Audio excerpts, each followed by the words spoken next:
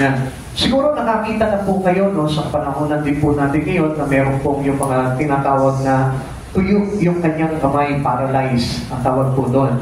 Yung, di ba, mayroong mga paralyzed sa body, even whole body, paralyzed po sila. Ano po? Alam po natin yun. At ang ibig sabihin po nitong bagay nito, which is a withered hand, parang ganun po ang kalagayan po nitong lalaki nito, na tuyo po yung kanyang kamay. Okay, basahin po natin ito sa aklat po ng Mark chapter 3, verse 1 to 6. Muling pumasok si Jesus sa sinagoga at naratnan niya roon ang isang lalaking patay ang isang kamay. Kaya binantayan si Jesus ng ilang taong naroon upang tignan kung pagagalingin niya ang lalaking ito sa araw ng pamamahinga para may maiparatang sila sa kanya. Tinawag ni Jesus ang lalaking patay ang kamay, halika rito sa unahan. Tinanong niya pagkatapos ang mga tao, alin ba ang ayon sa kautusan, ang gumawa ng mabuti o gumawa ng masama sa araw ng pamamahinga, malinig magligtas ng buhay o pumatay. Ngunit hindi sila sumagot habang tinitignan ni Jesus ang mga taong nasa paligid niya. Galit at lungkot ang nabadha sa kanyang mukha dahil sa katigasan ng kanilang ulo. Pumaling siya sa lalaki at sinabi, iunat mo ang iyong kamay. Iniunat naman ng lalaki ang kanyang kamay at ito'y gumaling. Umalis ang mga Pariseyo at nakipagsabwatan sa mga kampon ni Herodes upang ipapatay si Jesus. Diyos po, magpala sa kanyang banal na salita. Maraming Diyos, maraming salamat po sa banal na salita na ito, Lord. Lobby mo, Panginoon, ang maunawaan namin ang bawat pag-aaral, Panginoon, upang sa ganun, Panginoon, magpagdulot po ito sa amin ng kalakasan sa aming pananampalataya sa iyo upang magtiwala kami, Panginoon, na ikaw yung Diyos, Panginoon, na tumawag sa amin upang kami ay iligtas at patawarin sa lahat ng aming mga pagkakasala. Salamat po, Panginoon, sa salita mong ito, God. Pag-ibayuhin mo po at hayaan mong sundan po kami ng kabanalan at kapangyarihan ng banal na Espiritu Santo na gabayin namin sa pag-aaral na ito ng iyong salita. Salamat po, Panginoon Jesus, sa iyong papurihan. In Jesus' name, Amen. Yan. The man with a withered hand, picking some heads of grain on the Sabbath day. Alam niyo po, nung po sa Old Testament, napakahigpit po talaga na gumawa po sila sa araw ng pamamahinga. Unlike po sa ating ngayon, halos disregard na po yun. No? Kapag araw ng linggo, mayroong mga nagtatrabaho pa, mayroong po mga gumagawa pa, mayroong po mga namamasyal pa, at hindi po nila itong ipinapangilin sa ating Panginoon. Which is, this is a command of God to us, to every person who believes in Christ Jesus. Hanggang sa panahon po natin ngayon, ay dapat po na sinusunod pa rin natin po ang kautusan. Sapagkat ito po ay kautusan ng ating banal na Diyos na ating tagapagligtas. Kaya marahil po, marami po sa atin na dinidisregard yung mga bagay pagdating sa Panginoon. Why? Because they don't believe in God. But if you believe in Christ Jesus, and if you read the Bible, you will know na kung gaano kahalaga po talaga ang salita ng Panginoon. Amen. Kung gaano talaga kahalaga yung kautusan ng Panginoon. Alam niyo po ba kung gaano kahalaga po ito? Kapag itong mga bagay na ito ay sinunod natin sa buhay po natin, pagharap natin sa Panginoon, yan po'y magiging tatak po ng kaligtasan po natin. Kaya nga dito rin po tayo hahatulan sa pamamagitan ng salita. At ito po yung huhukom din po sa atin, yung salita na kung saan tinatanggap natin at yung salita naman na binabaliwala ng tao. Kaya kung tayo po ay talagang umiibig sa Panginoon, we must know all the words of God. We must know the law of the Lord in our life. At isang bagay pa po dito, when we go upon here to do our worship with God, kailangan po, we must pay our attention to the Lord. We must focus on the words of God. Hindi tayo na parito para maging critics. Dahil, alam niyo po ba, pag may critics po, ang ibig sabihin niya, it is not belong to the Lord, but it is belong to Satan. Belong to the enemy of God. Kaya ingatan po natin yung ating mga kaisipan. Kaya nga po sa prayer, pinapapalutan po natin yan bago mag-start po ang gawain, pinapapalutan natin yung ating isipan na hindi po tayo magkasala sa pagsasalansang ng aral mula sa Panginoon. Katulad ng ginawa nila kay Jesucristo, para lamang po itong si Jesucristo ay maipapako nila sa krus. Tingnan niyo po, pag-aralan po natin ito. Okay. Picking some heads of grains in the Sabbath day. So, paniwala po nitong mga critics po ni Jesus. Ito po mga Pariseyo at yung mga matatanda po sa Sacerdote na lakad po kay Jesus po ng mga araw. Akala po nila, ang Sabbath day, it is not the Lord's day. Bakit? Kasi hindi nila kilala si Jesus. But now, alam natin na kapag kasama natin si Jesus na gumagawa, no problem po tayo doon. Because this laws is belong to Jesus. Amen. He is the law. Siya po yung kautusan. Kaya nga, tingnan niyo po ito ha. Tandaan po natin kapag tayo gumagawa ng mabuti, there is always a critics. Mayroong criticism po tayo. Kaya nga, the criticism by the Pharisees, umabot po ito, nung nasaksiyan po nila, ginupaman po nila si Jesus, uy, mayroong lalaking tuyot ang kamay po doon. Patay ang kanyang kanang kamay. And then, tignan nga natin, kung pagagalingin niya ito sa araw ng pamamahinga, para na sa ganoon, mayroon tayong maiparatang sa kanya. So, ganun po yung layunin po nitong mga Pariseyo. While yung lalaki po na patay ang kamay, siya po ay napunta doon sa sinagoga, which is the Jewish place of worship. Like today, ito po yung kumbaga parang ito po yung worshiping place. Kaya po tayo napunta po dito is because we are something to the Lord. Katulad po ng ginawa po natin na pagpapahid po ng langis na yun, umaasa tayo na gagaling tayo, umaasa tayo na palalayain po tayo sa mga pagkakasala o sa anumang mga tanikala ng kaaway. Kaya nga, yung pagkakataon na yun, dapat we grab that opportunity because it is written already in the Bible na tayo po ay talagang naghahanap sa Panginoon bilang mananampalataya niya, umaasa tayo gagaling, umaasa tayo palalayain, umaasa tayo na magbabago yung buhay natin at magkakaroon tayo ng kaligtasan. Ganito po yung layunin po nitong patay ang kamay ng lalaki na ito. So the Lord of the Sabbath, He is Jesus. Jesus is the Lord of the Sabbath. Kaya po tayo nandito ngayon because of Christ Jesus and nobody else. Wala po tayong pinuntahan dito kundi ang ating Panginoon. Kaya nga dapat po tayo, nakapokus po tayo sa mga pag-aaral na ibibigay po sa atin ng Panginoon and don't mind to be a critics to our God. Huwag tayo maging kritiko. Huwag tayong mga tagapuna. Kailangan we need to accept, we need to learn how to accept the words of God because that is the true things in a Christian. Kaya nga alam niyo po, marami po ako nabalitaan. Minsan nagpupunta lamang po sila sa church, pumapasok sila ng church para tuligsain. Hanapin yung mga maling bagay. Hanapin yung mga maling bagay. Hanapin yung mga kapulangan. Yun ang hinahanap nila sa church. Kaya ano nangyari? Hindi nila nasusumpungan ng Panginoon sa buhay po nila dahil ang hinahanap po nila yung pangit na bagay. Kaya nga hindi sila makapag-stay sa church. Bakit? Kaya nagiging palipat-lipat po sila ng church at naghahanap ng ibang church. Alam niyo po ba kung bakit? Because they don't look for Jesus. Amen. They seek for the fault of other. Ang hinahanap nila yung mali ng tao. Uy, mali siya. Uy, hindi naman yung ginagawa niya. Ganun po yung tao. Ganun yung mga critics which is not belong to God but belong to the enemy. Ganun po kasi ang kaaway. Magulang lang na magulang ang kaaway. Kaya nga po, dapat nga po, nandito po tayo, we submit our life today to the Lord of the Sabbath. Amen. Ito po yung araw ng pamamahinga na napakahalaga po sa buhay ng mga Kristiyano na nanampalataya kay Jesucristo. Mark chapter 2 verse 23 to 28. Isang araw ng pamamahinga na paraan si Jesus at ang kanyang mga alagad sa triguhan. Habang sila'y naglalakad, ang mga alagad ay pumipitas ng trigo. Sinabi ng mga Pariseo kay Jesus, tignan mo ang ginagawa ng iyong alagad. Mahigpit niyang ipinagbabawal ng kautusan sa araw ng mahigpit niya iyang ipinagbabawal sa kautusan sa araw ng pamamahinga. Sinagot naman ni Jesus, sila ni Jesus, hindi pa ba ninyo nababasa ang ginawa ni David noong panahong si Abiatar ang pinakapunong pari? Nang si David at ang kanyang mga kasamay nagutom at walang makain, pumasok siya sa bahay ng Diyos at kumain ng tinapay na handog sa Diyos. Binigyan pa niya ang kanyang mga kasamahan ayon sa kautusan. Ang mga pari lamang ang may karapatang kumain iyon. Sinabi rin ni Jesus, itinakda ang araw ng pamamahinga para sa tao, hindi nilikha ang tao para sa araw ng pamamahinga.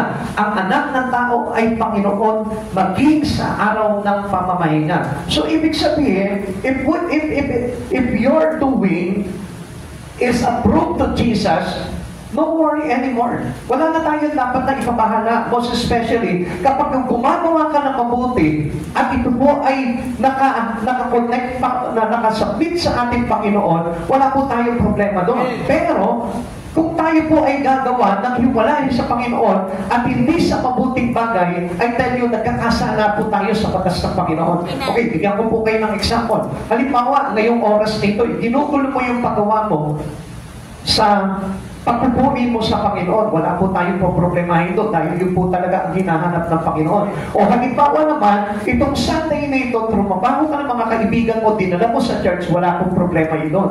Part pa rin po yun ng Sabbath day. Pero kung halimbawa, let's say, naglakwatsa ka lang, nakipagsaya ka lang, which is not related to what Christ was telling us, yun po yung malaking pagkakasala po natin sa Panginoon. Why? Because we disregard the law of God in our life. Amen. Kasi yung araw po talaga ng pamamahinga ay para sa Lord po yan. Amen.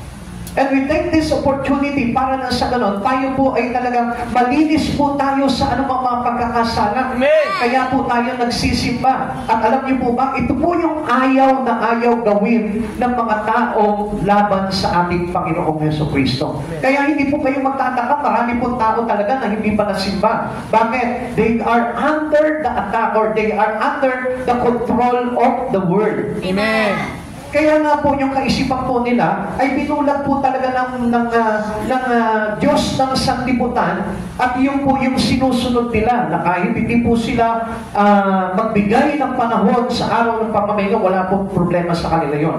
On the synagogue, to make the message plain, tingnan po natin para maging maliwanag po ito.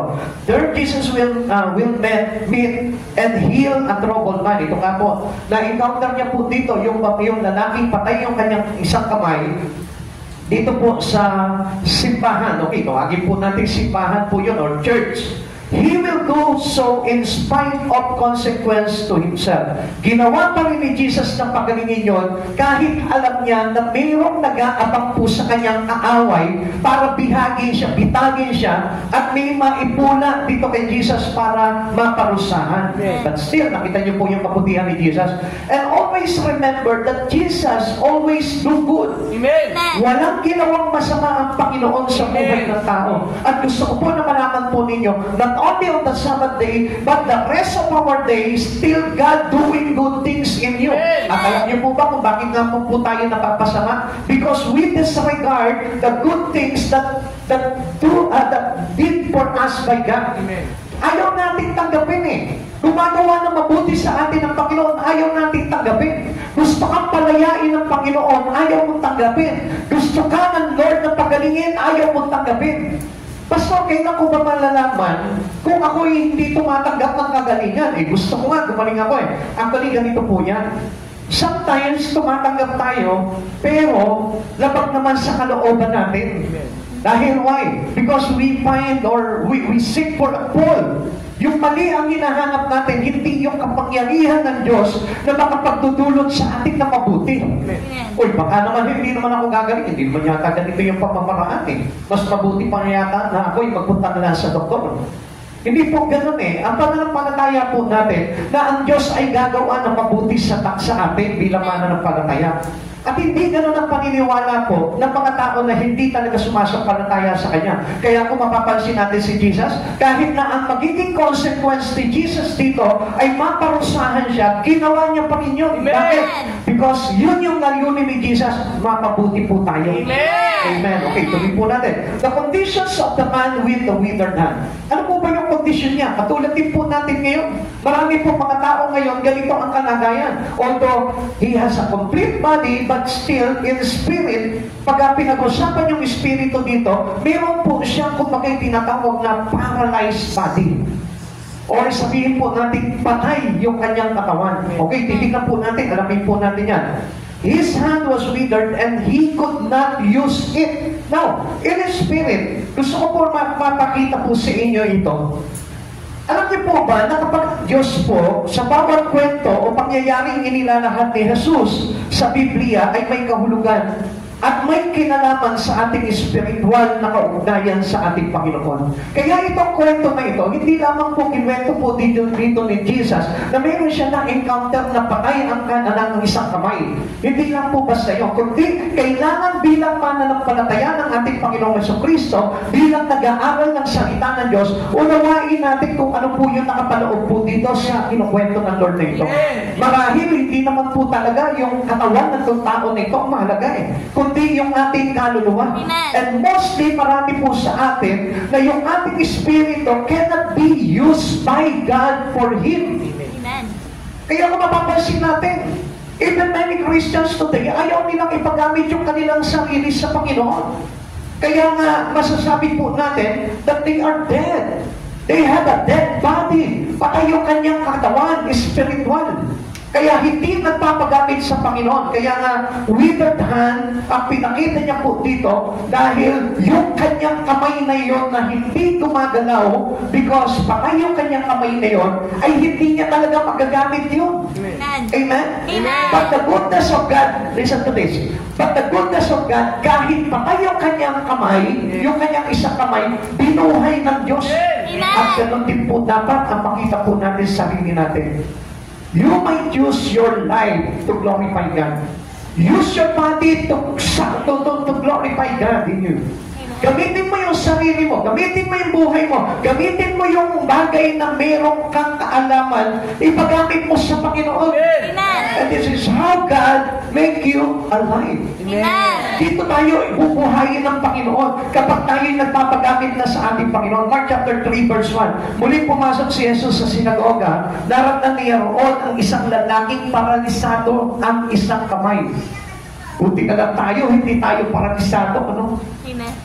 Yun yung ating pagkakaakala. Na marami pong Kristiyano ngayon, today, sa mga people of God, marami po sa atin, do not be offended, ano po. Matatawag ko po, many Christians, they are paralyzed. Alam niyo po kung bakit? Kasi ang isang tao po talaga, pag nakakilala sa Panginoon, they do a lot of things, a lot of good things to glorify His God. Amen. Alam niyo, mga kapatid sa Panginoon, ang ugali po talaga ng tao, kapag ginawa ka ng mabuti, gagawan mo ng mabuti. Amen? Amen. Minsan nga, kahit masama na yung ginagawa sa iyo, gagawan mo pa rin ng mabuti. And how about more with the Lord? Ginagawa tayo ng sobra-sobrang mabuti ng Panginoon, then yung sarili mo in return to Him, nothing to do anything for the glory of God. Kung mapapansin po natin, marami pong tao ganyan eh.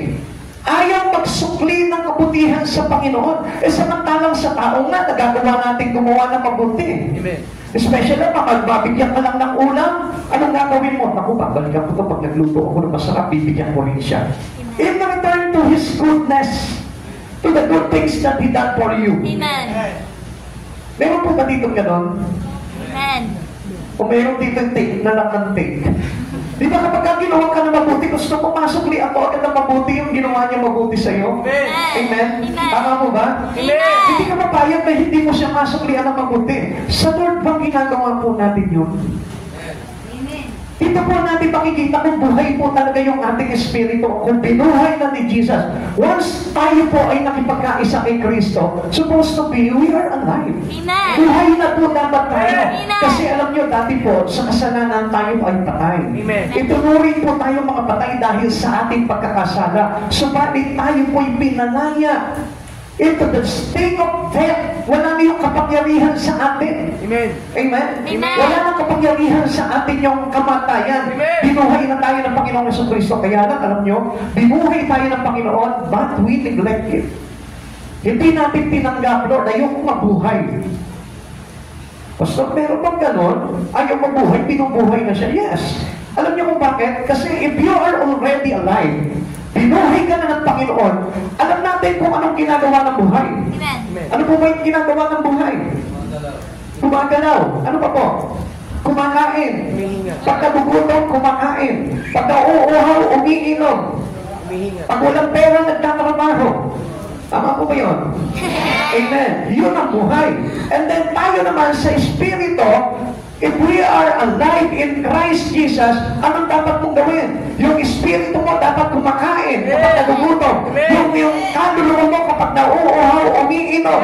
Kapag natutuyo yung iyong kaluluwa, gumagawa ka para ma-refresh yung ating Espiritu. Ito po yung pagiging buhay. Sapagkat ang isang tao na kapag binuhay ng Panginoon, subalit wala namang ginagawa, still nananatili po siyang patay. Amen. We need to work it out. Kailangan po natin gawin o trabahuin yung espiritu na ibinigay sa inyo ng Panginoon para manatili po itong buhay until the day that Jesus comes. Amen. Kaya nga sabi ng Lord, maramdaman ko kayong may ginagawa. Amen. Ayaw ng Lord na wala tayong ginagawa. Kasi consider you are dead. Amen. Patay ka, kinoconsider nun. Like for example, today, nandito ka ngayon. Alive ka ba talaga ngayon? Kapatid mo nga yung katabi mo, alive ka ba ngayon? Alive! Di ba nga kung minsan sa mga party, buhay na buhay tayo kahit puyatan. Pero pagdating po sa church, minsan namamatay po tayo. Namamatay tayo sa antok. Amen? Minsan nga kapag yung kausap natin, kakwentuhan natin, nonsense yung kinukwento, pero tuwan-tuwan ka pa rin, buhay na buhay ka pa rin. Pero kapag ka nagpipreach na si pastor, naku, parang bumibigat yung talungka. Amen po ba doon? Kaya nga, yun po yung larawan na makikita po natin na tayo po talagang buhay sa ating Panginoon. We are all the withered man that Christ encountered in the church. Tayo po lahat.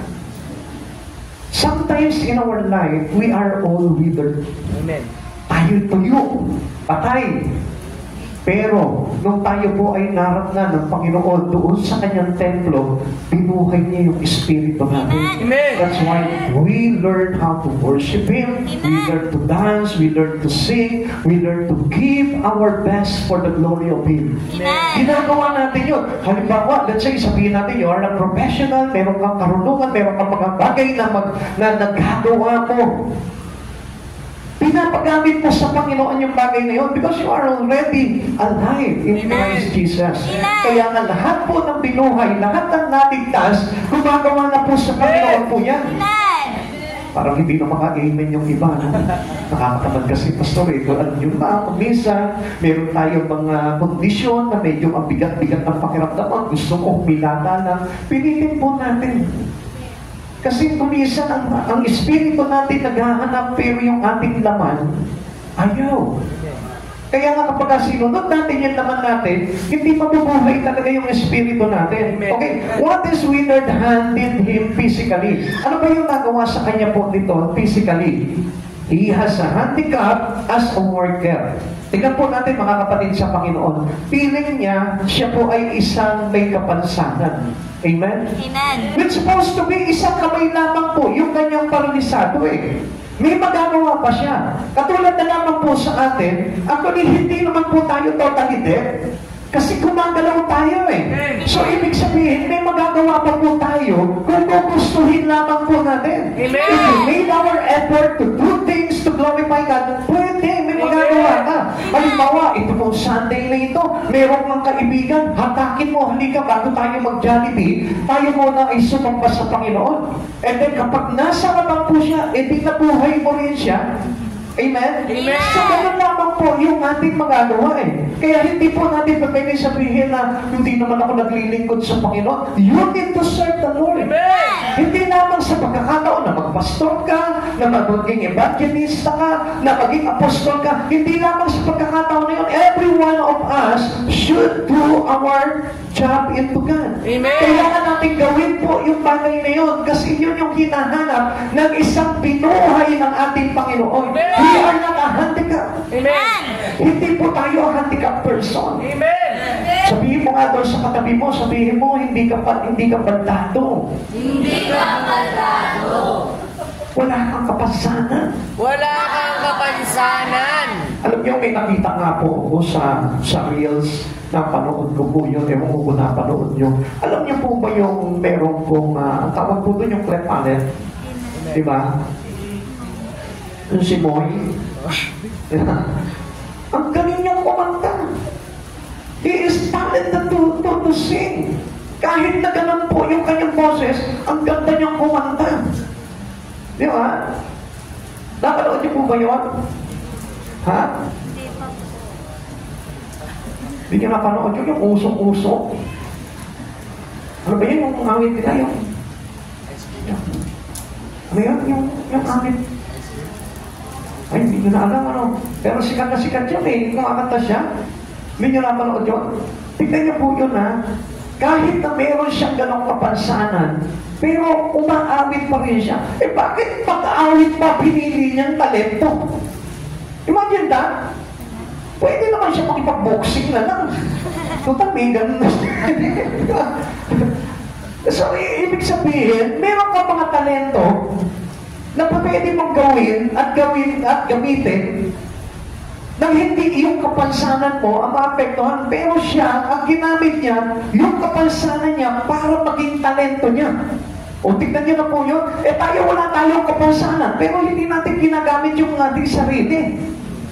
Yun po yung ibig ko pong pakahulugan po sa inyo. Sumikat pa nga yung babae na yun eh. Di ba? Pag pumasok na puso ay mali-gali. Ay, o pag-ibig. Di ba? Natadala niya pa lahat yung mga kasama niya. O, yan, nakalood niyo? Hindi? Kasi hindi nyo matanggap. Kasi tayo walang kapasangan, pero ayaw kumanta sa Lord. Amen? Magaling sumayaw sa labas, pero pagdating sa church, hindi pa igalaw yung katawan. Amen? Amen. Ay, diba? Hindi nyo po napapansin yun? Use it mightily for the glory of God. Amen. Parang sa ganon, hindi tayo magmistulang handicap. Amen. Tayo lahat ay walang kapansanan. Meron po ba may kapansanan dito? Sa utang? Wala, lahat po tayo pinpala ng Panginoon. Puro po tayo, pero meron po ba tayong pinagamit na sa Lord? Ang tanong dito, yung kamay mo, yung galing mo sa pagsayaw, yung galing mo sa pagkanta, pinagamit mo ba sa Lord yan? Yung galing mo bilang IT, pinagamit mo ba yan? Yung galing mo bilang manggagamot, pinagamit mo ba sa Lord yan para mag-mission? Kung dentista ka, bumunod ka na ba ng ngipin ng mga walang pambunot? Amen? Minsan lahat gusto natin gamitin ito para sa pagkita lang ng pera eh. Minsan magaling tayong magturo dahil tayo yung mga guro, pero kailangan na sweldo. Sorry po ha, sorry. Wala po akong minatatamaan dito. Pero you need to use your talent. Amen. Kung ano ba yung bagay na tinapos mo, paggamit mo, sir. You are not a handicap. Amen. Wala kang kapansanan. Kailangan tayo po lahat ay mapakinabangan ng Lord. Binuhay ka ng Lord. Niligtas ka ng Panginoon. Then, mightily, in return to Him, gamitin mo yung buhay mo, yung lakas mo, yung talento mo, yung natutunan mo. Amen. Sayang na nga lang po yung mga pinag-aaral ng kanilang mga magulang po dito. At pagkatapos hindi naman magagamit sa Panginoon, sosolohin lamang po nila. Kaya kung minsan hindi tayo binabless ng Lord eh. Causing to be dependent on others. Kapag alam niyan po, pagka halimbawa tayo po ay physically withered, minsan ang pananaw po natin, aasa na lang tayo sa iba. Meron naman tayo magagawa. Let's say, hindi niyo po ba nakita, meron po mga bulan, pero still they work. Alam niyo po sa SM, ang dami ko nakikita niya kahit sa mga mall, mga bulan po sila pero nagmamasahe po sila. At least sa marangal na paraan sila po ay kumikita. Amen. Amen? Amen. Kung minsan alam niyo po pagkabulag, ang tendency po nun, aasa na lang po sila sa tao, manghihingi na lamang po sila ng limos, bulag ako. Pagdating sa bahay, may paningin na. Hindi niyo po napansin po yun? So, mga kapatid sa Panginoon, even they are handicapped, kahit na sabihin po natin na meron sila mga kapansanan, hindi nagiging hadlang yung kapansanan po nila para sila po ay mabuhay. So, ganun din po tayo mga kapatid sa Panginoon. Wala tayong kapansanan. Amen. Ang kailangan po, yung buhay natin ay maging pakinabang po talaga sa ating Panginoon. What is afflictions did to him emotionally? Ito po ang bagay na ito, sa kanyang emosyon, emotional, ano po nang ginawa itong bagay na kanyang paghihirap na ito? Ano po ba yung nagdulot sa kanya nito? Made him feel self-conscious. Minsan ganyan tayo eh. Kapag tayo nasasaktan na, nakatuon na lang tayo sa sarili natin. At wala na tayong pakialam kaya kahit tayo magagawa ng masakit sa kapwa natin. Basta tayo self-centered na lang, why? Because we are living emotionally. Pag emotionally po tayo, ibig sabihin, if we are emotionally attacked, ang tendency niyan, nakabase ka na lang sa sarili mo. Wala ka nang pakialam sa paligid mo. Kahit na masaktan sila, basta ang iniingatan mo doon, yung sarili mo. Made him feel inferior. Alam niyo, pagka may kapansanan, di ba parang ang liit ng tingin nila sa sarili nila. Parang ang baba-baba yung sarili nila, pero hindi niyo po ba alam? Ang daming may mga kapansanan, walang kamay, walang paa, pero ang ganda ng ginamit sa kanila ng Panginoon. Like for example, Nick Mujisik.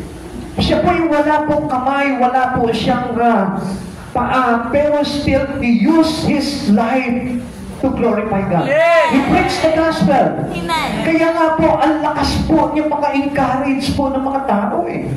Kaya nga mapapansin po natin, tayo din po, hindi po tayo kailangan na maging inferior. And supposed to be, kung minsan, alam niyo po ba kung saan po tayo ina-atake nito? Minsan kapag mahirap ka, ano sasabihin mo? Naku, tayo makipagsabayan, doon mayayaman sila, ikaw mahirap ka lang. Dinintegrate mo yung sarili mo, nagkakaroon po tayo ng inferiority complex. Minamaliit natin yung sarili natin. Made him envy those with normal bodies. Minsan, alam niyo, ganito din po tayo in the spirit, in our service with God. Minsan, emotionally attack po tayo Bakit? Kung minsan, kapag nakita natin, magaling yung isa, pinopromote yung isa, tayo naman, naiinggit tayo. Pero kaya mo rin naman gawin yung bagay na yun not to compete him, but to do your work for the best of God. Amen. Gawin mo yung kaya mo. At huwag ka mainggit doon sa iba, kung sila man po mightily ginagamit ng Panginoon, pwede ka rin mightily magamit ng Lord. Amen. Kaya lang, give your best to do it. Amen. Amen? Amen. Yun po yung kailangan po natin. And we never need to be envious. Hindi naman po natin kailangan talaga na mainggit Lalo-lalo na, di ba, physically, kung mapapansin po natin, kapag ka-afflicted tayo, parang inggit na inggit tayo doon sa mga pinagpapalak Hindi niyo po ba napansin po yun? May mga kapitbahay tayo, bumili po ng ganito, inggit na inggit ka, ikaw naman, problemado ka dahil ang dami mong babayaran Nainggit ka ngayon. Kaya instead na gumawa ka ng mabuting pagpaparangal sa Panginoon, naiinis ka ngayon sa Lord. Nagalit ka ngayon sa Lord, instead na dumaloy sa iyong buhay, anong nangyari ngayon? Mas lalo kang namatay. Bakit? Because sometimes, yung ating inggit, nagdudulot po yan ng pagkamatay ng ating espiritu. It affects our spiritual relations with God. Kaya huwag tayo masyadong mainggit. Amen. Sabihin mo sa katabi mo, ikaw ay masiyahan na. Ikaw ay masiyahan na. Sabihin mo sa kanya, kung ako man ay mayaman, Ako man ay mayaman. mayaman ka rin. Mayaman ka rin. May Jesus ka Amen? If you know that God is the God of everything, anong problema? Anong meron siya na wala ka? Baka nga, ikaw meron siya, wala Dahil kung meron kang Jesus at siya wala, malaki ang problema niya. Amen. Pero ikaw, anong problema mo kung wala kang sasakyan, wala kang bahay, wala kang pera, wala kang bank account, pero may Jesus ka naman, wala kang problema. Amen? Bakit? Kasi He is all. Si Jesus na yung kalahatan Kaya dapat nahanapin pa Now, what is affliction did to him spiritually? Ano po ba ito nagagawa nitong paghihirap na ito na dinaranas po natin sa buhay po natin? Ang maganda po dito ganito Made him look to the Lord for help. Dapat kapag ka nahihirapan ka, kapag may kapansanan ka, kapag ka mayroong kakulangan sa buhay mo, hanapin mo ang Diyos. Ito yung nagtulak dito sa withered man na ito Ito yung nagtulak sa kanya para magpunta siya doon sa synagogue. Para nang sa ganon, umaasa siya, napapagalingin siya ng Diyos. Cause him to go to the synagogue. Tayo din po, halimbawa may problema ka. May problema ka at wala ka na talagang parang pag-asa, parang piling mo wala makakatulong sa iyo. Then go to church. Mag-worship ka doon, hanapin mo si Jesus. And then if you encounter Jesus, doon solve na yung problema mo. Kaya nga sabi po dito, blessed is the afflictions that bring us to God. Mapalad ka kung problemado ka, pero yung problema mo dinadala ka sa church. Hindi ka nilalayo sa church. Mapalad ka kung may karamdaman ka, pero dinadala ka sa church. Kung minsan marami po sa atin, pag may karamdaman, hindi na makapunta ng church. Alam niyo po ba yung mga papalad na tao? Yung mayroon silang mga mabibigat na problema sa buhay, but still, we can look for the Lord. Kasi marami po talaga eh. Kapag mayroon na po silang mga kabigatan na pinagdaraanan sa buhay, hindi na nila magawang hanapin ng Lord. Even to pray, minsan ang hirap mag-pray kapag may problema ka, pero alam nyo, sabi po dito, blessed is the afflictions that bring us to God. Yung paghihirap mo, dinadala ka sa Panginoon. Yung kapansanan mo, dinadala ka sa Panginoon. Yung kawalan mo, dinadala ka sa Panginoon. Yung iyong pagiging heartbreaken, dinadala ka sa Panginoon. Amen. Yun po yung pinakamaganda po doon. Dahil walang bagay na dapat na makapaghiwalay sa atin sa Panginoon. Remember Paul, the Apostle?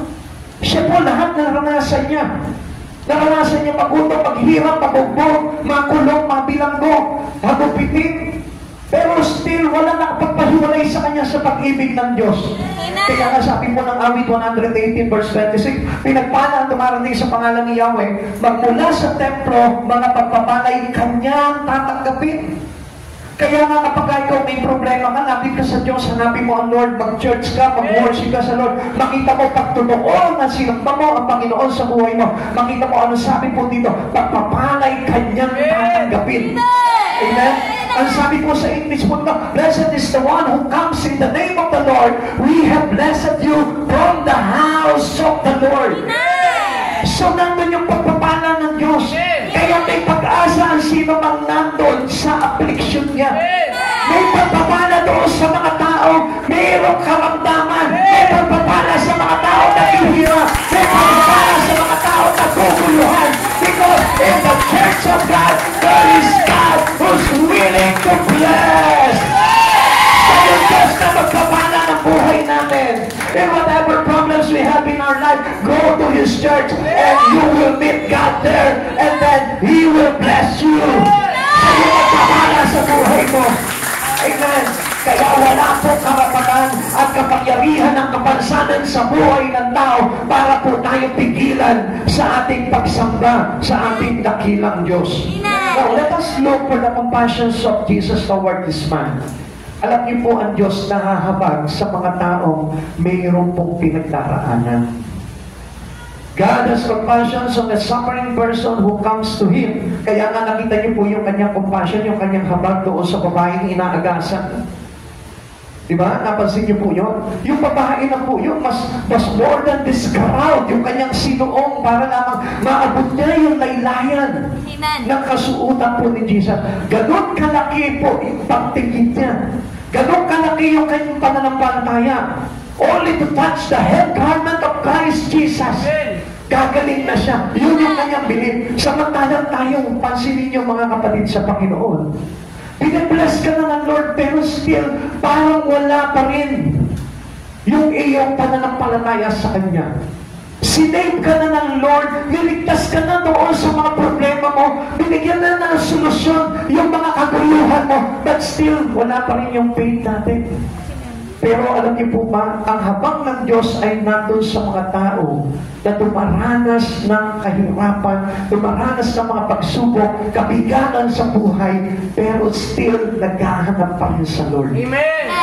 Yan na po kasi yung wala po ngayon sa panahon natin. Karaniwan pag may problema na hindi na naghahanap sa Lord. Kaya nga maging doon po sa may puluting bulag. Ito po bulag na si Bartimeo. Nahabag din po si Jesus. Why? Because he shouted, cried out to shout, to call up the attentions of God. Tingnan niyo po.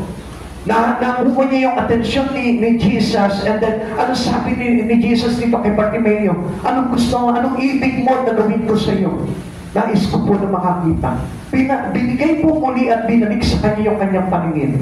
Kapatid sa Panginoon, kung gusto po natin na tayo po mismo yung makarecover po tayo doon sa mga bagay na pinagdaraanan natin o sa ating mga kapansanan, just trust God. Amen. Hindi ka man pagalingin ng Panginoon, pero in some other way, ang Diyos gagawa para pagpalain ang buhay. Let's say siguro, halimbawa, let's say kung pilay ka, ano po? Kung let's say sabihin po natin you are a lungman, kahit nalumpo ka, kahit hindi ibalik ng Diyos yung iyong normal na katayuan, pero still ang Diyos may magagawa sa ibang pamamaraan sa buhay mo para pagpalain ka. Amen! And sometimes we didn't allow this. Parang ayaw natin tanggapin. We cannot accept this thing na mayroon tayong kapansanan. Alam niyo, kung minsan sinusubok lang tayo ng Panginoon yan eh. Kaya po nangyari po sa atin yung bagay na yun. Kasi tinetest ng Lord, kung still, kikilalanin mo pa ba ang Diyos sa buhay mo? Minsan kapag naghihirap na ang isang Kristiyano, ayaw niya nang kilalanin ng Diyos. Minsan kapag may mabigat na po siyang pinagdaraanan sa buhay, ayaw niya nang kilalanin ng Diyos.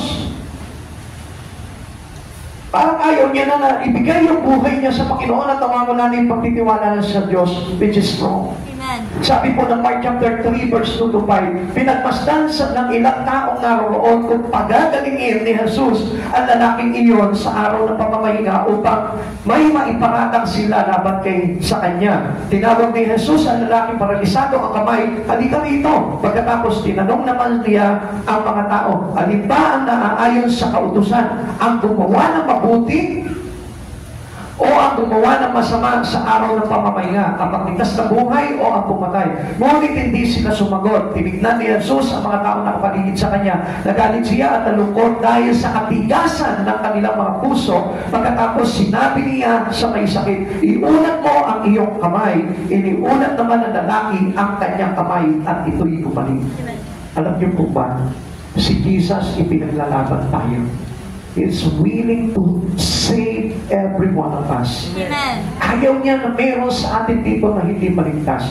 Kaya nga, He is willing to sacrifice His life for your salvation. Amen. Tignan mo mga kapatid sa Panginoon, pansinin mo, ganito si Jesus na mag-alay ng buhay para sa iyo. Di ba siya na po yung tumanggap ng lahat ng parusa, maligtas ka lamang. Pero, tignan mo po yan. Ang sinasabi lamang ni Jesus sa atin, just stretch forth your hands. Amen. Sabi niya ganito, iunat mo yung kamay mo. Hindi mo maiunat. Meaning, reach for me. Meaning, abutin mo lang ako. Solve na yung iyong problema. Pero ang dami sa atin, nandito na po tayo sa church, sinasabi na ng Lord sa atin, abutin mo ako, iunat mo yung kamay mo, ayaw pa natin iunat yung kamay natin. Di ko kaya, Lord eh. Nahihirapan ako, Lord eh. Why? Because you had a full of pride. Ang taas kasi ng ating pride eh. Minsan gusto ko nang pagalingin ng Lord, pero still, ikaw yung tumatanggi. Sabi ng Lord, iabot mo sa akin yung kamay mo, ayaw mo pong iabot eh. Come on, people of God. Huwag tayo masyado ma-pride. Amen. Kasi yung pride, yun yung sagabal para tayo ay maligtas ng ating Panginoon. God is a merciful God. Totoo po yan. Kailanman hindi po naglaho yung kanyang habag para sa atin. Amen. Kaya lang alam niyo po, kahit nga kung matigas ang ulo natin, nakahabag pa rin ang Panginoon. Amen. Kaya lang tayo yung walang habag sa sarili natin. Hindi tayo naaawa sa sarili natin. Nagdating ng araw, mapapahamak tayo. Still, ano pinapairan pa rin po natin? Our pride. Yung ating taas ng kalooban. Alam na natin na magdudulot po ito na kapahamakan sa atin. Si Jesus nahahabag sa iyo dahil ayaw ka mapahamak. Kaya anong ginawa ng Panginoon? Abutin mo na ako, anak. Stretch for your hand. Amen. Iunat mo na yung kamay mo. Abutin mo na yung kamay ko. Para hindi ka mapahamak. Pero still, anong ginagawa natin? Don't touch me. Ayoko, Lord. Pride pa rin yung umiiral sa atin. Napakadali lang po magpakumbaba. Napakadali lang po humingi ng tawad at patawarin ng Panginoon, but still, ayaw natin. We are the one who treated ourselves as dead. Ang isang taong patay, kahit patawarin mo, hindi nasasagot siya. Pero ang isang taong buhay, patawarin mo, dapat sumagot siya. Amen? Amen. But if you are truly alive, buhay ka. Kaya nga alam nyo, yung mga hindi marunong magpatawad, they are dead. Amen. Bakit? Kasi hindi rin sila patatawarin ng Lord eh. Amen. Kaya nga, alam niyo po, ang Diyos nakakabag sa mga tao. Dahil ang gusto ng Diyos talaga, maligtas tayong lahat. But you must deny your pride. Amen. Amen. Talikuran mo na yung pride mo. Walang pabubunga yan. Amen. Di ba? Ngayon, kung talaga nagmamahal ka sa pride, just buy a fried chicken in the Jollibee. Yun na lang itong tapat mo. At least hindi pa rin nawala yung pride mo. Itapon mo yung pride na nandito sa puso mo, palitan mo ng Chicken Joy, may fried chicken ka pa, nabusog ka pa, pinagpana ka pa ng Lord. Amen? Gusto ko ba seryoso yung topic ko eh. Gusto ko lang po na makita niyo po yung kahalagahan po nito. Nakita po talaga yung pride po natin, yun yung sagabal para po tayo maligtas. Tapos na po natin yung pride natin. Pwede po ba? Amen! Sige po sabihin mo, pride, lumayas ka. Lumagay mo sa paa mo.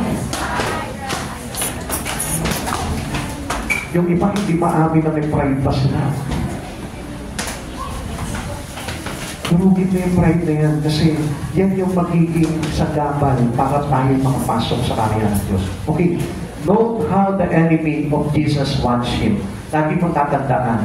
Kapag lumapit ka sa Panginoon, o kapag ang isang tao ay gumagawa ng mabuti sa kanyang kapwa, tandaan yun, nandyan ang kaaway. Pipigilan ka ng kaaway para hindi mo magawa yun. Okay, but Jesus, tingnan niyo po they have become aware of His compassion. Mas lalo pong sumili. Mas lalo pong, yung habag ng Panginoon ay mas lalo pong lumukso sa puso po ng Panginoon. And we don't mind whatever consequences He had it by doing this. Tingnan niyo mga kapatid sa Panginoon, minsan tayo no? Kapag halimbawa nabantaan na po tayo ng kaaway, di sige, hindi ko na gagawin.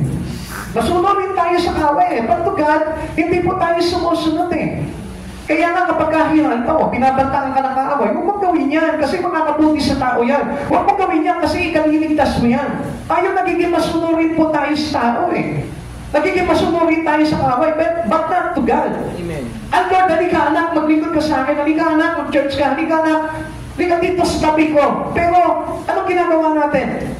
Nagpapahal lang po tayo sa kaaway. Kaya ito si Jesus, hindi siya, alam niya, napipigilan siya ng kanyang mga kaaway, ng kanyang mga kritiko, but still, anong ginawa niya? Pinagaling niya pa rin po itong tao na ito na patay ang kamay. They know He will stop to heal this hurting man. Pero ano sabi niya? No, He need to be healed.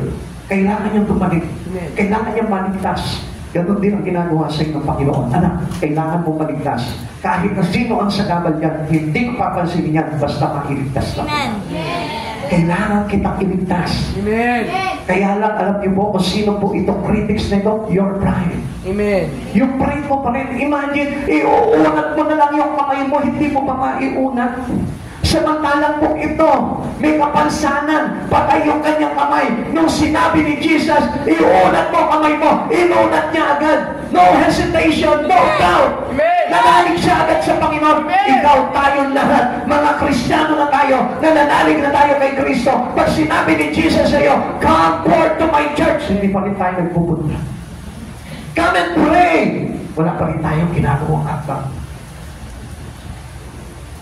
Ganun lamang po kasi po yun para maligtas tayo. At yun po yung talagang basihan kung tayo po talaga ay umaabot sa ating Panginoon. Jesus was always moved by the needs of the people, your need.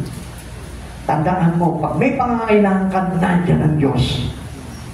Hindi pwede na ang isang tao na nanalig sa Panginoon, iiwanan ng Diyos. He will never leave you nor forsake. Amen. Pag may kailangan ka, nandiyan palagi ang Diyos. Pag may problema ka, nandiyan ang Diyos. Pag may kabuluhan ka, nandiyan ang Diyos. Pag may karamdaman ka, nandiyan ang Diyos. Kaya lang, isang bagay lang ang gagawin mo, abutin mo siya. Amen. Amen? Abutin mo ang Panginoon. Minsan pinababayaan ko, nandiyan na ang Lord, ayaw mo pang abutin Hawakan mo agad, grab mo agad siya, embrace mo agad ang Panginoon. Huwag kang papayag na makawala ang Panginoon, mawala ang Lord. Halimbawa, let's say, right now, huwag mo pabayaan na matapos itong church service na ito nang wala kang nakuha mensahe ng Diyos. Na hindi mo naman naramdaman yung presence ng Diyos na sumama sa iyo. Always desire to have God in your life. Amen. Wherever you are, kahit saan ka man, kahit whatever situations you have in your life, kahit nandun ka sa mabigat na affliction mo, lagi mong tatandaan, huwag mong papalagpasin ang opportunity na hindi maabot sa Yeso Cristo. Amen. Yung kailangan natin abutin ng Diyos sa buhay po natin. Ang Diyos lagi pong kumikilos yan sapagkat ang Diyos ay mahabagin sa mga tao dumaranas ng kahirapan. Sino po dito yung may mga karamdaman? Alam niyo po, naniniwala ako na every time na iniinda mo yung karamdaman mo, ang Diyos unang-unang umiiyak para sa iyo. Ang Diyos unang-unang mag-o-offer sa iyo, anak, abutin mo na ako. Gawin mo na ito para matapos yan, para hindi ka masaktan. Jesus, speak. Stand for. Halika dito, tumayo ka. This word will bring criticism. Minsan tayo, alam niyo po, pag tinayuan na po natin ang Diyos sa buhay natin, hindi niyo po ba napapansin, ang dami pong mga salita sa paligid natin. Naku, sayang naman yung pag-aaral mo. Naku, sayang naman yung trabaho mo. Naku, sayang naman yung kinikita mo. You waste your time about helping your church. Yung kapag nag-church ka, sayang lang yung buhay mo yan eh. Eh samantalang dapat kumikita ka ngayon. Yan po kasi magaling ang tao eh. Kaya nga lang po, sabi nga po nung kanilang testimony po dito, dumating yung punto na ang pera ay walang magagawa. Amen. Totoo po yan. Kaya nga hindi natin mapagmamalaki kung ano man yung meron tayo eh. Isang bagay lang ang dapat nating ipagmalaki. Ano sabi ng Lord? Only Jesus. Kung ngayon may pagyayabang tayo, huwag mong ipagyabang kung ano yung natapos mo. Huwag mong ipagyabang kung ano yung titulo mo. Huwag mong ipagyabang kung ano yung mga kayamanan mo. Ang ipagyabang mo, walang iba si Yesu Cristo. Dahil kung hindi si Yesu Cristo, wala yung mga bagay na yun.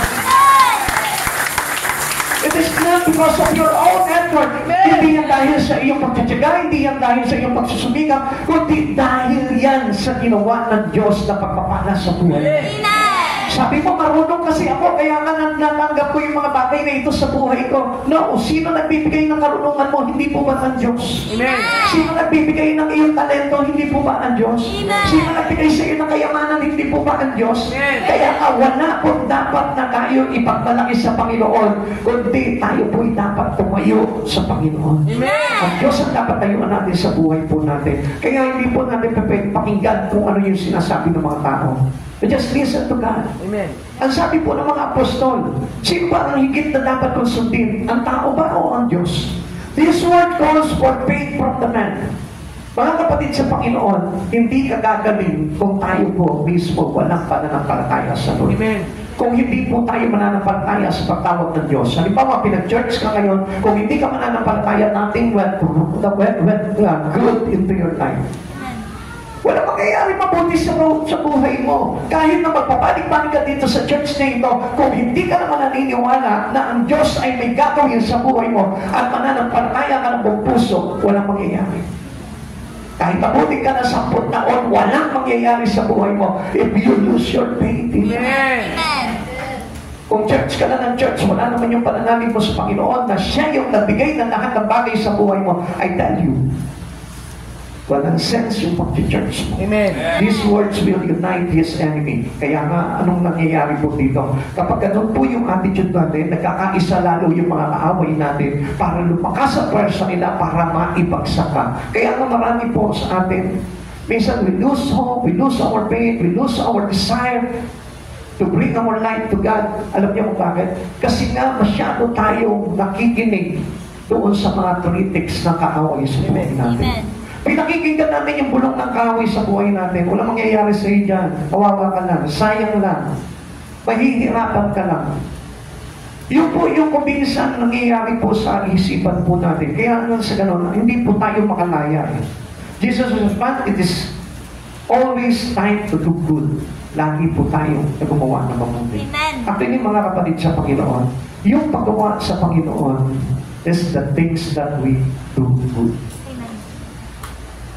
Hindi po yung basta pagtulong lang sa kapwa, pero hindi ka naglilingkod sa Panginoon. Pagbibigay lang ng mga support pagdating po sa mga tao, pero hindi mo naman ginagamit yung buhay mo for the glory of God. Still, that is not a good thing. Kaya nga mga kapatid sa Panginoon, always remember, if you are being alive, if you are saved by God, always remember na yung buhay mo ay dapat ipagamit mo sa Panginoon. Amen. Amen. Stretch forth thine hand. Sabi niya gano'n, abutin mo ako, iulat mo yung kamay mo. Alam niyo mga kapatid sa Panginoon, kung papansinin natin siguro, ang pangit itong kamay itong tao na ito, no? Pero anong ginawa ng Lord? Come on, iunat mo yung kamay ng pangit. Hindi pinandirihan ng Lord yung kamay niya to yun. Daya natin, pangit tayo because of our sin. Amen. Pero ang sabi ng Panginoon, stretch forth your hand. Amen. Amen. Come on, tayo po mismo, ang pangit natin because of sin. Pero ang sabi ng Lord, lumapit ka sa akin. Amen. Pagagalingin kita. Yun ang gusto ng Lord sa atin eh. Even though pangit tayo dahil sa kasalanan, hindi ko sinabing pangit po yung itsura natin ha. Pangit tayo dahil sa kasalanan, but still, ang ginawa ng Lord sa atin? Kahit pangit yung pamumuhay natin, ang Diyos inimbitahan ka pa rin, inanyayahan ka pa rin para pagandahin yung buhay mo. Alam niyo, ang isa, ganito yan eh. Yung pangit na buhay natin, yun yung ayaw natin iabot sa Panginoon. Ano yung inaabot natin? The man wanted to show him the other hand. Ang ipinapakita niya yung kanyang magandang kamay, buhay niyang kamay. Ganyan po tayo eh. Kung minsan, alam niyo po ba, minsan, yung inaabot po natin sa Panginoon, yung bagay na hindi na kailangan iabot. Bakit? Kasi ang inaabot ng Panginoon po sa atin, yung ating tinatawag na withered hand. Pag sinabi yung withered hand, ano ba yung bagay na parang patay sa'yo? Jesus has to see the withered hand. Tinitignan ng Lord, ano ba yung bagay na patay sa'yo? Yung faith mo ba yan? Yung isip mo ba yan pagdating sa Panginoon? Yung pananalita mo ba yan pagdating sa Panginoon? Yung mga gawa mo ba yan pagdating sa Panginoon? Yun ang iabot mo sa Panginoon. Amen. Kasi yung bagay na maayos na, hindi na kailangan ayusin yan. Yung bagay na pangit sa'yo, yun yung pakumpunin mo sa Lord. Yung bagay na kung saan hindi maganda sa'yo, yun yung ipaayos mo sa Panginoon. Amen? Do not cover it up. Amen. Huwag mo itago yung pangit eh. Yung pangit na dapat na ilatag mo sa Panginoon. Dahil yun yung aayusin ng Diyos sa buhay mo. Hindi yung bagay na maganda. Marami po kasi ngayon sa panahon po natin ngayon, they thought that they are believer of God, pero ang pinapakita lang nila yung panlabas, hindi yung panloob. Amen. Not the inner one, but the outside. Yun lang yung pagpapainbabaw nila na sila'y nananampalataya sa Diyos, pero inner, dito sa kalooban nila, hindi naman po pala.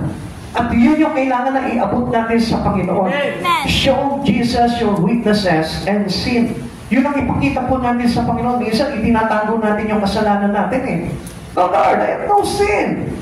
Hindi ako nagkasala, Lord. Kaya nga nandito na ako ngayon sa church. Wala akong kasalanan. I have nothing to do wrong. Minsan, ang tigas na pride natin. Wala akong ginagawang masama. I am a pastor. Wala akong ginagawang masama. Come on, people of God. You are a hypocrite. Even a pastor did wrong thing. Nakagagawa pa rin naman. At kung minsan, hindi nyo lamang po alam, yun yung lagi namin isinusumo sa Panginoon. Even you, people of God. Tayo din po mismo. Alam nyo kung ano yung bagay na mali at masama at pangit sa buhay nyo. At yun po yung iabot nyo sa Panginoon. Amen. Huwag tayo magpapaibabaw. Kasi tayo lahat, wala tayong dapat na ipagmalaki sa Panginoon. Because God knows every sin in you. Every single sin that you have in your life. Nakikita po ng Diyos yan. Now, let's go into the compassions of this man with the withered hand to us today. Alam niyo, nakakabag din po itong lalaki na ito para sa atin sa panahon po natin.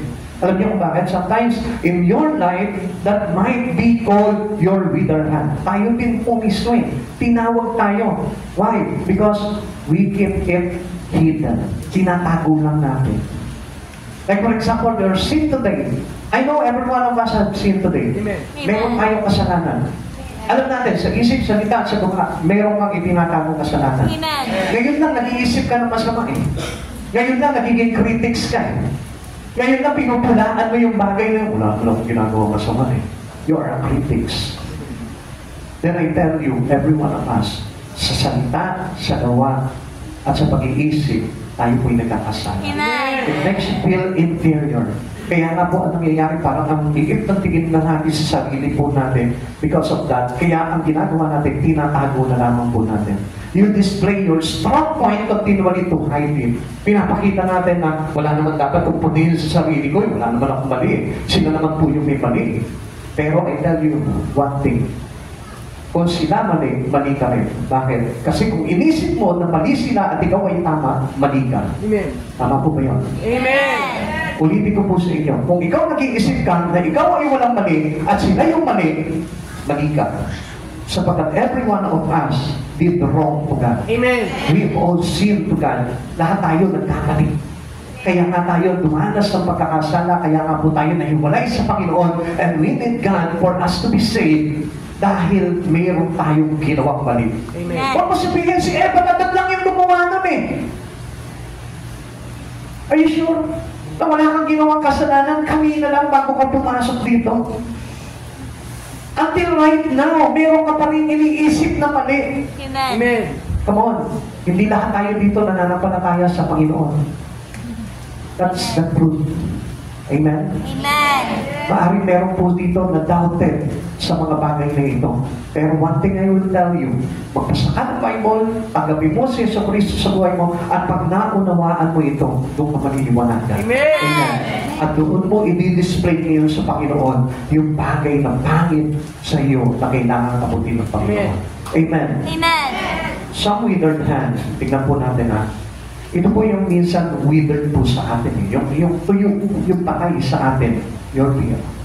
Minsan yung ating takot. Kaya tayo hindi makalapit sa Panginoon dahil sa takot. Takot saan? Marami tayong kinakatakutan sa buhay. Natatakot po tayo na mag-fail, natatakot tayo na hindi maabot yung karir natin, natatakot po tayo na maghihirap, natatakot tayo na mawala ng pera, natatakot tayo itakwil ng mga tao, natatakot tayo masabing mga lingkod ng Diyos. Even that, maraming tao natatakot na paglingkuran ng Diyos. And this is withered. Amen. At yung mundo ko masasabi na kapag ang isang tao natatakot mo na paglingkuran ng Panginoon, they are a withered man.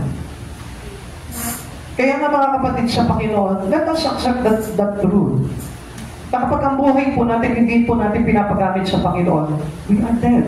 Amen. Po tayo kay Kristo. Amen. At ito pa po yung ating withered hand pagdating po sa Panginoon. Yung po tinatawag na untapped temper. Di ba marami po sa atin yan?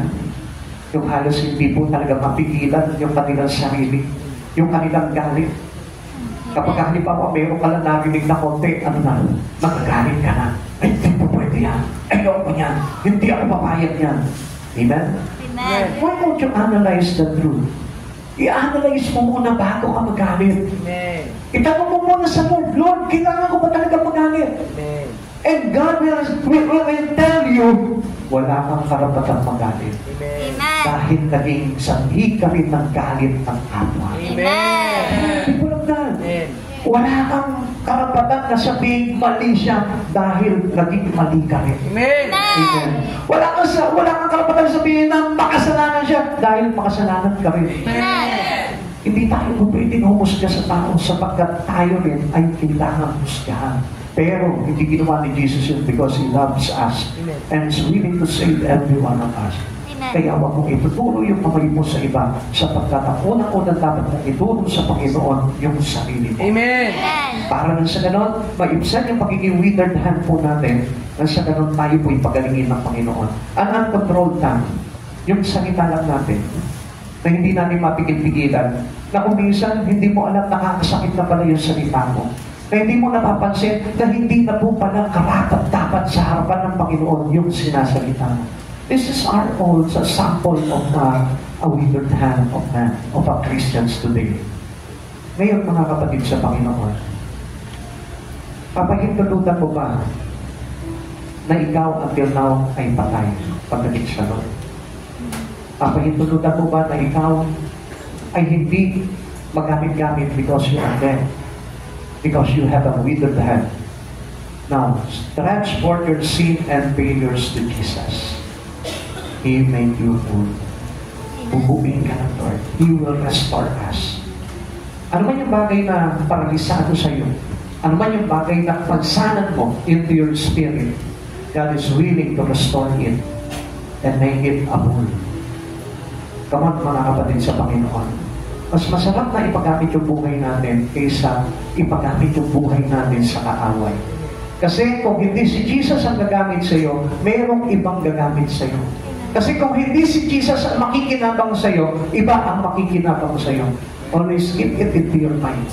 Na kapag hindi ka pinakinabangan ni Jesus, iba ang makikinabang sa iyo. And I will tell you the truth, kung hindi si Jesus makikinabang sa iyo, si Satan makikinabang sa iyo. Kaya, push po natin yung sarili po natin sa Lord. Kahit na nahihirapan tayo, kahit na ano pa yung mga bagay na pinagdaraanan natin, still, gamitin pa rin po natin para sa kaluguran ang buhay natin para sa Panginoon. Amen. Tagalin po natin yung ating pride, yung pagmamalaki natin. Dahil hindi po natin ito mapanghahawakan habang buhay. It is only thing that we need to hold on into our life. It is Jesus. Tayo po natin si tayo.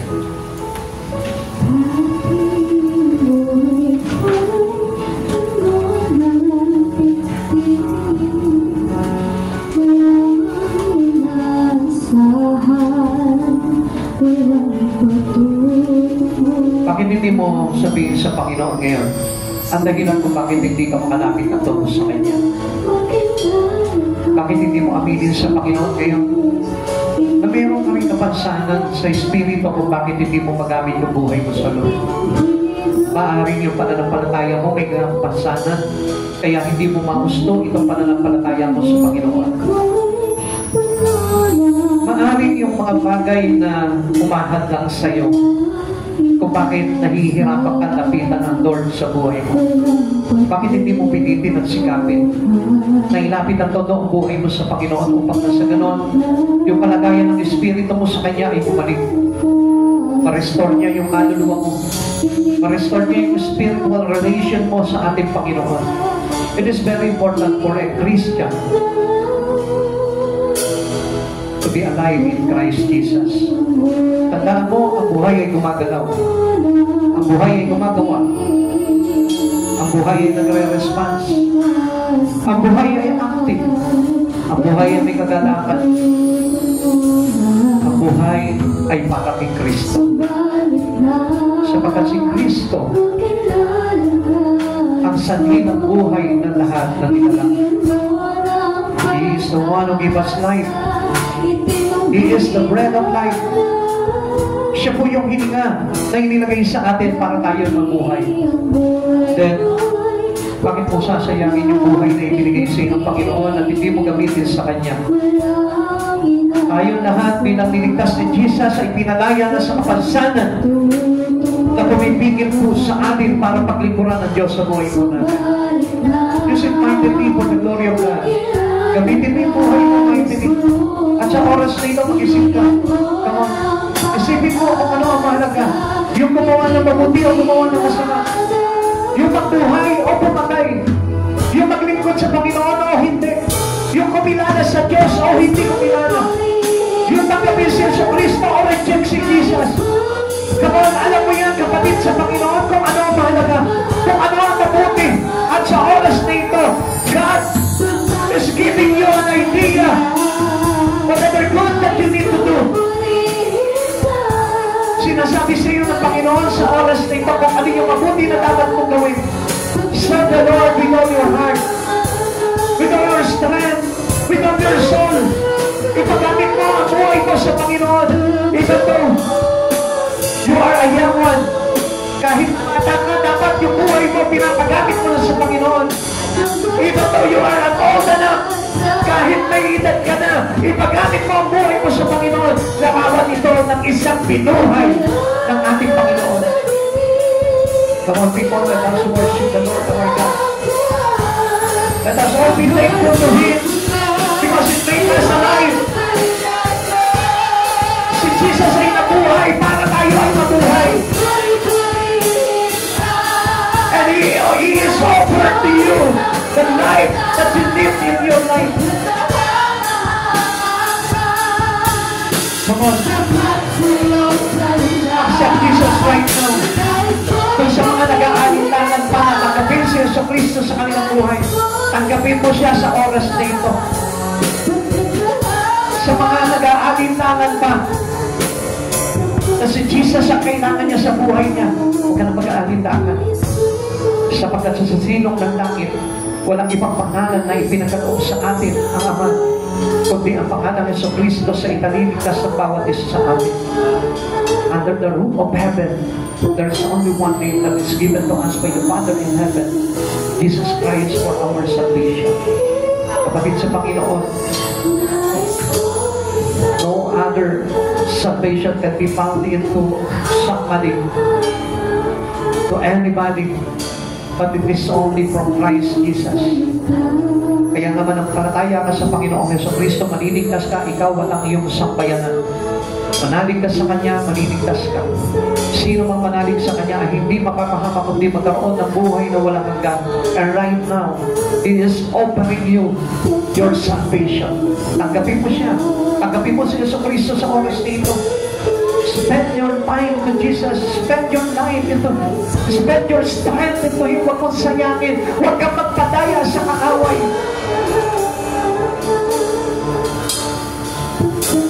Let us all go out into our complacency. Huwag mo sabihin, pwede na ito. You shall like mightily. Gusto ng Lord yung talagang mightily use. Kahit sa trabaho po natin, kapag nagtatrabaho tayo, hindi papayag yung boss natin na hindi natin ibigay yung trabaho natin ng the best. Kahit tayo, bilang mga nagtatrabaho, nag-aaral, ibinibigay natin yung best natin para magtagumpay tayo. And Jesus too, sabi ng Lord, give me your best and I will do the best for you. Pag binigay mo sa Lord yung best mo, pinakita mo sa Kanya na karapat dapat siyang paglingkuran ng isang katulad mo. I tell you, yung pinaka-the best na maihahandog niya sa'yo, ilalaan niya ito at hihintayin ka nito doon sa Kanyang kaharian. Kaya nga mga kapatid sa Panginoon, you are special to God. Napakahalaga mo sa Panginoon. Kaya Kanya tinatawag para maglingkod sa Kanya dahil special ka. Dahil ayaw niya na mapahamak ka. Ayaw niya na yung buhay mo ay mapunta lang sa kaaway niya. At gusto niya ma-secure ka niya sa Kanyang kamay at hindi na maagaw pa ng kahit na sino. Kapag sa oras na ito, bakit hindi mo i-analyze ngayon yung buhay mo sa harapan ng Panginoon? Tingnan mo kung sapat na ba yung nagagawa mo pagdating sa Lord. Alam niyo po ba yung mga tumanggap ng salvation? Ang tumanggap po ng kaligtasan sa Panginoon ay gumagawa na sa Panginoon. Sapagkat alam po nila na yung kaligtasan na yun ay galing po sa mga bagay na paghihirap na ginawa ng ating Panginoong Jesucristo. Sa ganung bagay lamang po, masusuklian na po natin ang Panginoon. Kaya na marami po sa ating kuminsan, hindi natanggi pa natin yung mga bagay na yun. Konting panahon lang, konting pagod lang, konting effort lang, hindi pa natin maihandog sa Panginoon. Kapatid sa Panginoon, God is needed you, and we are also need for the Lord our God. Kailangan din natin ang Diyos, higit sa lahat. Ang Diyos, Diyos pa rin siya kahit wala tayo. Sumalit tayo, pag wala ng Diyos, wala nang kwenta ang buhay natin. Kaya nga ang isang tao na walang Diyos, walang kwenta.